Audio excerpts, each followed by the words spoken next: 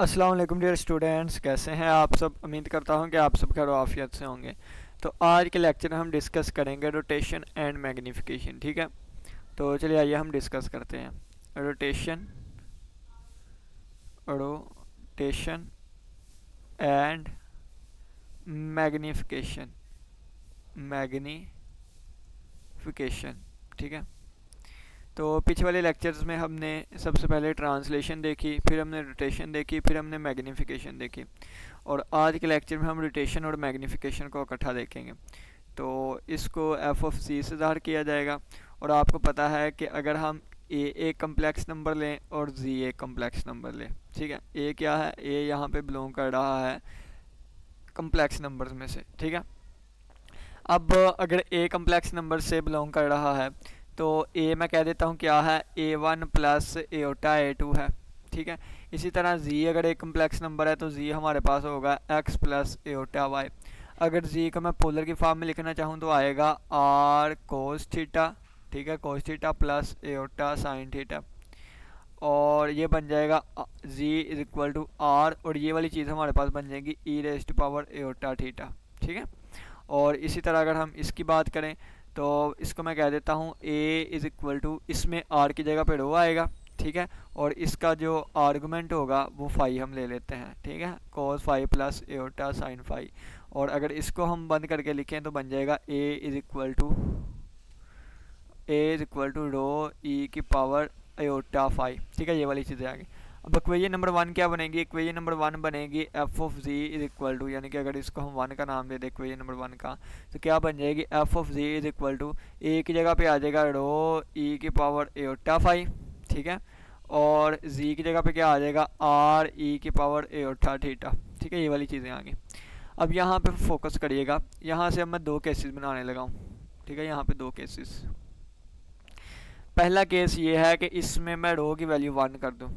ठीक है, रो की वैल्यू 1, रो की वैल्यू 1 करने का मतलब क्या है, रो किसे कहते हैं, ए का मोड। ठीक है, जैसे यहाँ पे आर किसे कहते थे, जी का मोड, इसी तरह यहाँ पे रो किसको कहेंगे, ए का मोड। अगर मैं कह दूँ कि मैं रो की वैल्यू 1 कर दूँ, रो की वैल्यू 1 कर दूँ, तो ये चीज़ क्या बन जाएगी, ये चीज़ बनेगी हमारे पास f of ji is equal to rho की वैल्यू 1 हो गई, ई की पावर एटा फाई हो गया। ठीक है, और आर ई की पावर एटा थीटा बन गया। आर मैं स्टार्टिंग पे ले आता हूँ, इनकी बेसिस सेम है तो ये ऐड हो जाएंगी पावर्स। ठीक है, और ऊपर से अगर मैं एटा का अमल लूँ तो बन जाएगा थीटा प्लस एटा कह ले, थीटा प्लस फाई कह ले, या फाई प्लस थीटा कह ले। ठीक है, तो अगर हम देखें तो पहले अगर मैं स्टार्टिंग पे एक फंक्शन z लेके चलूँ, क्या एक z लेके चलूँ, यानी कि यहाँ पे अगर एक फंक्शन में z लेके चलूँ तो z को हम लिख सकते थे आर ई की पावर एटा थीटा।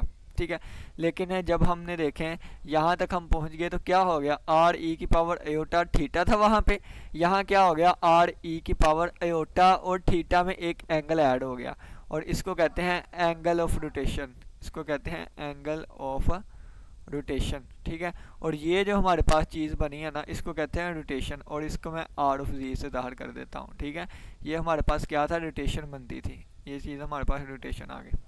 अब इसका हम दूसरा केस लेके चलते हैं। दूसरा केस ये है कि जब ये रो है ना, रो के साथ जो है ना इसकी वैल्यू 1 कर दूँ। ठीक है, यानी कि ई की पावर एटा फाई इसको 1 के इक्वल कर दूँ। ये 1 के इक्वल कब आएगा, उस वक्त जब फाई 0 के इक्वल होगा। देखिए जब फाई आप 0 के इक्वल कर देंगे तो ई की पावर 0 1 आ जाएगी। ठीक है, तो ये वाली चीज़ क्या बनेगी, ये हमारे पास बनेगी F of ji is equal to, अब रो और इसकी जगह पे 1 हो गया, और बाकी आगे क्या बचा, आर ई की पावर एटा थीटा। अगर आप देखें तो ये तो हमारे पास जी था, अब जी के साथ रो मल्टीप्लाई हो रहा है, और रो क्या होगा, रो हमारे पास पॉजिटिव रियल नंबर होगा, यानी कि रो की वैल्यू जो होगी वो 0 से पॉजिटिव इन्फिनिटी कुछ भी हो सकती है।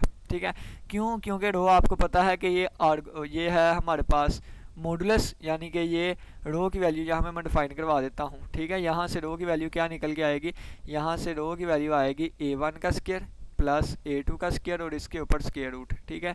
और इसका आंसर कभी भी नेगेटिव नहीं आ सकता, या पॉजिटिव आएगा या ज़ीरो आएगा। ज़ीरो कब आएगा? जब ये A1 और A2 ज़ीरो होगा, यानी कि जब A ज़ीरो कम्प्लेक्स नंबर होगा उस वक्त ही रो का आंसर ज़ीरो आ सकता है। और हमने तो ज़ीरो लेना नहीं है, क्योंकि हमने तो कोई ना कोई इसकी ट्रांसलेशन और इसकी कुछ ना कुछ रोटेशन और मैग्नीफिकेशन चेक करनी है।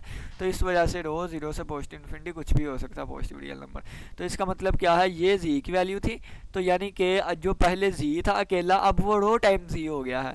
तो यहाँ पे क्या होगी? मैग्नीफिकेशन होगी, मैग्नीफिकेशन हुआ करेगी, मैग्नीफिकेशन हुआ करेगी। और ये सारा हम पीछे वाले लेक्चर्स में डिटेल से डिस्कस करके आए हैं, रोटेशन के बारे में और मैग्नीफिकेशन के बारे में। तो मैग्नीफिकेशन हमारे पास क्या आ गई? पॉजिटिव रियल नंबर्स और इसके साथ जी आ गया। जी लिख लें, जी नहीं लिखना है तो आर ई की पावर एयोटा थीटा लिख लें। अब रो हमारे पास क्या है? रो ज़ीरो से पॉजिटिव इन्फिनिटी है, ठीक है। यानी कि रो की अगर वैल्यू देखें तो वो ज़ीरो से पॉजिटिव इन्फिनिटी कुछ भी हो सकता है, ठीक है। रो की वैल्यू ये वाली। अब अगर यहाँ पे मैं एक और छोटी सी बात बताऊँ कि यहाँ पे अगर मैं 1 फिक्स कर लूँ, तो अगर रो की वैल्यू 1 होगी ना, तो उस वक्त नो मैग्नीफिकेशन, कोई चेंज नहीं आएगा, ठीक है। क्यों चेंज नहीं आएगा? यहाँ पे रो की वैल्यू 1 रख के देखें तो दोबारा ये वाली चीज़ सिर्फ बच जाएगी जो कि जी को रिप्रेजेंट कर रही थी, ठीक है। अगर मैं रो की वैल्यू ग्रेटर देन 1 कर देता हूँ, ठीक है, रो की वैल्यू ग्रेटर देन 1, तो उस वक्त क्या होगा? मैग्नीफिकेशन ही होगी, यानी कि हमारे पास साइज़ जो है रो टाइम्स बढ़ जाएगा, ठीक है। और अगर मैं रो की वैल्यू 0 और 1 के दरमियान कर लूँ, यानी कि एक केस ये वाला था, एक ये वाला, अब एक ये वाला लग, तो उस वक्त वो चीज़ छोटी हो जाएगी। जैसे फ़र्ज़ किया मैं 0.5 लिखूँ तो 0.5 का मतलब क्या है? 1/2, यानी कि 1/2 टाइम्स ये जो है वो छोटा हो गया, ठीक है। ज़ाहिर सी बात है कि 1/2 टाइम्स हो गया, इसका मतलब वो छोटा हो गया, ठीक है। तो ये हमारे पास क्या होगी? ये एक स्पेशल केस होता है कि जिसमें मैग्नीफिकेशन इस तरह होती है कि चीज़ छोटी हो जाती है, फिर इसको कंट्रैक्शन का नाम दिया जाता है, ठीक है। तो यहाँ पे सिंपल यही बताना था कि इस ऊपर वाले केसी से इस ऊपर वाले केस में जब हमने रो को ख़त्म कर दिया तो ये मैग्नीफिकेशन बन गई। जब हमने रो को ख़त्म कर दिया, रो की वैल्यू 1 कर दी, तो ये हमारे पास रोटेशन बन गई। जब हमने ई की पावर एयोटा 5 वाले को ख़त्म कर दिया तो रो की वजह से ये हमारे पास मैग्नीफिकेशन बन गई। लेकिन अगर मैं कहूँ कि इन दोनों को कायम रखूँ, यानी कि यही चीज़ रहे जिसमें रो भी रहे और ई की पावर एयोटा 5 भी रहे, तो फिर ये हमारे पास रोटेशन भी होती है और मैग्नीफिकेशन भी होती है। यानी कि ये वाली चीज़ f of ji is equal to rho e की पावर एयोटा 5 और आर ई की पावर एयोटा थीटा। तो अगर इसमें ना मैं रो को ख़त्म करूँ ना ई की पावर एयोटा 5 वाले को ख़त्म करूँ, तो इसमें हमारे पास रोटेशन भी होती है, ठीक है, इसमें हमारे पास रोटेशन भी होती है एंड इसमें मैग्नीफिकेशन भी होती है, ठीक है, एंड इसमें मैग्नीफिकेशन भी होती है, ठीक है। इतना क्लियर हो गया। अब चले जी मज़ीद चलते हैं। अगर मैं कहता हूँ कि नहीं जी अभी इसके बारे में मुझे नहीं पता, ठीक है, तो चले जी, मैग्नीफिकेशन किसे कहते हैं? मैग्नीफिकेशन कहते हैं रो, मैग्नीफिकेशन कहते हैं रो और आर ई की पावर एयोटा थीटा, यानी कि रो टाइम्स ये मैग्नीफाई हो गया। और रोटेशन किसे कहते हैं? रोटेशन हमें कहते हैं, रोटेशन हम कहते हैं जिसमें इस तरह आ जाता है, यानी कि ई की पावर एयोटा 5 और फिर आ जाता था आर ई की पावर एयोटा थीटा, यानी कि पावर्स ऐड होके एंगल जो है वो ऐड हो जाएगा, ठीक है, ये वाली चीज़।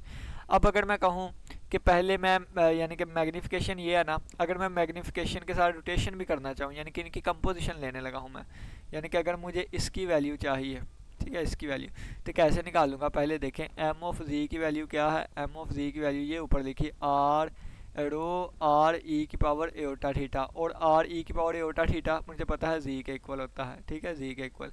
ये रो वैसे का वैसे ही जी।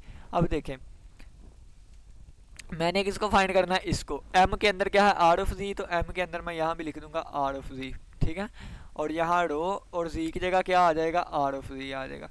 अब आर ऑफ जी की वैल्यू पुट कर दे। आर ऑफ जी की वैल्यू क्या है? ये है ई की पावर एयोटा थीटा, ठीक है, और ये आ जाएगा आर ई की पावर एयोटा थीटा, यहाँ पे 5 है, ठीक है। तो ये अगर आप देखें तो क्या बन गया हमारे पास? ये हमारे पास रो ई की पावर एयोटा थीटा बन गया, और ये आर एयोटा 5 बन गया, और ये आर ई की पावर एयोटा थीटा बन गया। और इसमें अगर आप देखें तो रोटेशन भी आ गई और मैग्नीफिकेशन भी आ गई। इसी तरह अगर मैं पहले मैं रोटेशन कर देता, यानी कि अगर इस तरह कर देते, अगर हमने इसको फाइंड करना है, ठीक है, तो सबसे पहले आर ऑफ जी की वैल्यू लिखेंगे जो हमारे पास है ए की पावर एयोटा 5, एयोटा 5, और फिर यहाँ पे आ जाएगा आर ई की पावर एयोटा थीटा जो कि जी के इक्वल होता है, ठीक है। तो यहाँ पे z की जगह पे मैं रख दूंगा m ऑफ z, यहाँ पे भी z की जगह m ऑफ z आ जाएगा, m ऑफ z की वैल्यू पुट कर दें, ठीक है, m ऑफ z की वैल्यू पुट कर दें, ये z लिखा हुआ है, तो m ऑफ z की वैल्यू आ जाएगी हमारे पास क्या, मैग्निफिकेशन की वैल्यू होती है रो और आर ई की पावर एयोटा थीटा, तो ये हमारे पास देखें रो स्टार्टिंग में आ जाए तो आर ई की पावर एयोटा फाइव और आर ई की पावर एयोटा थीटा, तो ये देखें इसमें भी हमारे पास ये एक मैग्निफिकेशन रोटेशन, तो यानी कि कहने का मतलब है कि r of m of g equal आ जाएगा एम ऑफ जी और m of r of g आ जाएगा, ठीक है। यानी कि पहले रोटेशन लेके मैग्निफिकेशन ले लें या मैग्निफिकेशन लेके रोटेशन ले लें, आंसर सेम आएगा और फार्मूला इसका क्या होगा ये वाला, ठीक है, रो ई की पावर एयोटा फाइव और आर ई की पावर एयोटा थीटा, ठीक हो गया। तो ये सारी चीज़ें यहाँ पे टेक्स्ट में लिखी हुई हैं, इसको देख लीजिएगा, बल्कि मैंने ज़्यादा ही एक्सप्लेन कर दिया, बाकी इन वाले केस इसको देख लीजिएगा, ठीक है। और चलें जी अब सोल्यूशन पे चलते हैं, एक एग्जांपल जो है वो वाली, ये एग्जांपल हमने पहले भी डिस्कस की हुई है, इस वजह से लिखा हुआ है 8 पेजेस बिफोर, यानी कि इससे पहले 8 पेजेस, ठीक है। तो चलिए जी फिर भी हम आपको वो एग्जांपल जो है वो दोबारा करवा देते हैं, ठीक है। कलर चेंज कर लेना। चलें जी, एफ ऑफ जी हमें दिया गया है, f of ji is equal to 3 iota g, ठीक है, और यहाँ पे z का जो मोड है वो less than or equal to 1 है, ठीक है। चलें जी पहले इसका ग्राफ बना लेते हैं, तो ये जो हमारे पास क्लोज डिस्क बन गई, ठीक है, क्या बन गई, क्लोज डिस्क बन गई, और ये पॉइंट हमारे पास कौन सा होगा, ये पॉइंट 1,0 होगा, ये पॉइंट 0,1 होगा, x में -1 है और y में 0 है, ये 0 y में 1 और ये हमारे पास 0 और -1 हो गया, ठीक है, ये पॉइंट्स आ गए। अब इसको देखें पहले, तो यानी कि f of z is equal to, हम इसको ब्रैकेट में लिख लेते हैं, 3 एयोटा लिख सकते हैं 0 + 3 एयोटा, ठीक है, और ये हमारे पास z आ गया, यानी कि ये a है, ठीक है जी, a है। तो पहले इस a वाले में हम रो फाइंड करेंगे, तो रो क्या होगा, रो होगा 0 का स्क्वायर प्लस 3 एयोटा वाले का स्क्वायर और इसका स्क्वायर रूट, तो ये हमारे पास आ गया 0 + 9 एयोटा स्क्वायर और इसका स्क्वायर रूट, और ये बन गया एयोटा स्क्वायर माइनस होता है तो -9, ठीक है, और बल्कि अयोटा नहीं लिखते होते हम जब, यानी कि ये होता है रियल पार्ट वाले का स्क्वायर और इमेजिनरी पार्ट वाले का स्क्वायर, तो इमेजिनरी पार्ट में ये अयोटा नहीं आता होता, 0 का स्क्वायर प्लस 3 का स्क्वायर और इसके ऊपर आ गया स्क्वायर रूट, तो ये बन जाएगा 9 और इसका स्क्वायर रूट, तो ये हमारे पास 3 आ गया, तो रो की वैल्यू कितनी आ गई, 3 आ गई, ठीक है। अब यहाँ पे देखें ये वाली आ गई वैल्यू,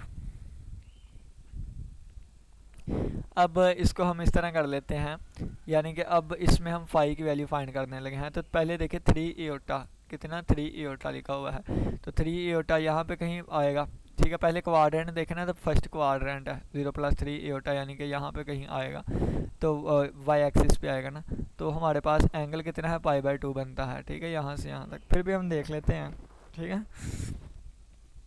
तो ये पहला क्वाड्रेंट है तो 0 आ गया, प्लस tan इनवर्स y/x, ये ओपन हो गया, एक minute, tan inverse y/x, y कितना है 3/0, ठीक है, y 3 है और ये 0 है, तो ये हमारे पास tan इनवर्स 3/0 यानी कि tan इनवर्स इन्फिनिटी, तो ये π/2 होता है, तो देखिए एंगल π/2 आ गया।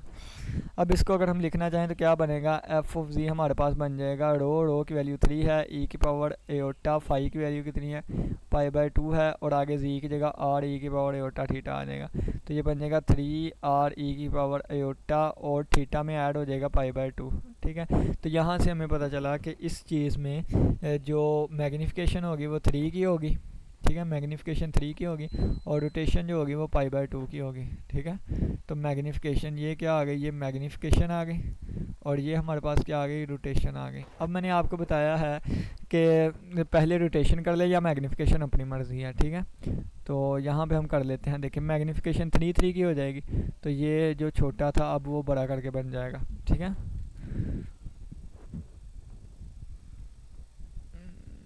यानी कि जिस तरह भी आपको बनाना आता है देख लीजिएगा, ये हमारे पास बड़ा बन जाएगा, ये मैग्नीफिकेशन हो गई इसकी, ठीक है। ये 3,0 हो गया, ये हमारे पास 0,-3 हो गया, ये 0,3 हो गया, और ये हमारे पास -3,0 हो गया। अब यहाँ पे एक और बात, ये तो मैग्निफिकेशन हुई ना, अब रोटेशन देखिएगा। यहाँ पे रोटेशन को मैं थोड़ा सा बता दूँ। रोटेशन, अगर ये पॉइंट ए है, ये पॉइंट बी है, ये पॉइंट सी है, ये पॉइंट डी है, तो π/2 की रोटेशन होनी है। तो ये ए वाला पॉइंट जो है वो घूम के यहाँ पे आ जाएगा, बी वाला घूम के यहाँ पे आ जाएगा, सी वाला घूम के यहाँ पे, डी वाला घूम के यहाँ पे आ जाएगा। ठीक है, तो जब ये पॉइंट्स घूम के आएंगे तो हमारे पास ए यहाँ पे पहुँच जाएगा, बी यहाँ पे आ जाएगा, सी यहाँ पे आ जाएगा, डी यहाँ पे आएगा। तो इसकी रोटेशन भी हुई है π/2 की। ठीक है, तो आप पहले रोटेशन कर लेते फिर मैग्नीफाई कर लेते, या आप पहले मैग्नीफाई कर ले बाद में रोटेट कर लें, तो आंसर सेम ही आएगा। उम्मीद करता हूँ कि आज के लेक्चर की समझ आई होगी।